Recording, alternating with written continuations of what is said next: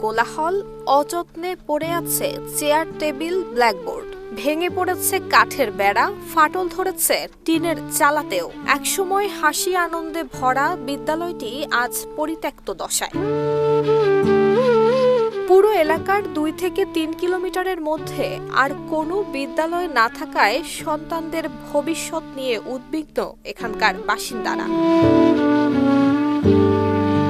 2013 সালে শিক্ষক ইব্রাহিম সেলিমের উদ্যোগে প্রতিষ্ঠিত হয় এই রেড ক্রিসেন্ট উচ্চ বিদ্যালয়, যেখানে প্রথমবারের মতো বই হাতে স্কুলে গিয়ে আনন্দ পেত এলাকার শতাধিক শিশু। কিন্তু পরবর্তীতে শিক্ষার্থী সংকট, স্থায়ী অর্থায়নের অভাব এবং অনিয়মিত সহযোগিতায় 2024 সালে বন্ধ হয়ে যায় বিদ্যালয়টি। রেড ক্রিসেন্টের ইউনিট টিম লিডার এবং উপজেলা টিম লিডার ওনাদের সমন্বয়ে আজকে মত বিনিময় সভা করি, যাতে করি এই অবহেলিত জনসাধারণের জনগোষ্ঠীর ছাত্রছাত্রী ছেলেমেয়েরা মানুষের মতো মানুষ হওয়ার জন্য যাতে করে একটা অবলম্বন পায়, স্কুলটা যাতে উত্তরোত্তর বৃদ্ধি পায়, এটার জন্য আশাবাদ ব্যক্ত করে আমি এই স্কুলটা করছি। নোয়াখালীর সুবর্ণচর উপজেলার মোহাম্মদপুর ইউনিয়নের এই চর আকরামউদ্দিন এলাকা একসময় ছিল নদী ভাঙনের আতঙ্কে জর্জরিত। আর মনোবল হতো হাসপাত দৃঢ়। জেরুসালেম 25 বছরের পথ চলায় নিরাপদে রাখার প্রত্যয়ে।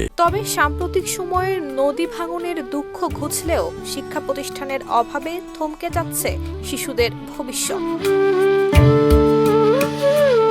এমন অবস্থায় রেড ক্রিসেন্ট উচ্চ বিদ্যালয়কে সংস্কার করে পুনরায় চালু করার দাবি জানিয়েছেন স্থানীয়রা। এই অঞ্চলে শত শত মানুষ শিক্ষার আলো থেকে বঞ্চিত হচ্ছে।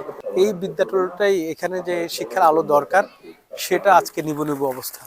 এই মুহূর্তে যদি এটাকে কোনোভাবে সহযোগিতা করে রাষ্ট্রীয় এবং সামাজিকভাবে করা যায়, তাহলে বরং এখানে আলো জ্বলে উঠবে এবং এই এলাকাটা আলোকিত হবে।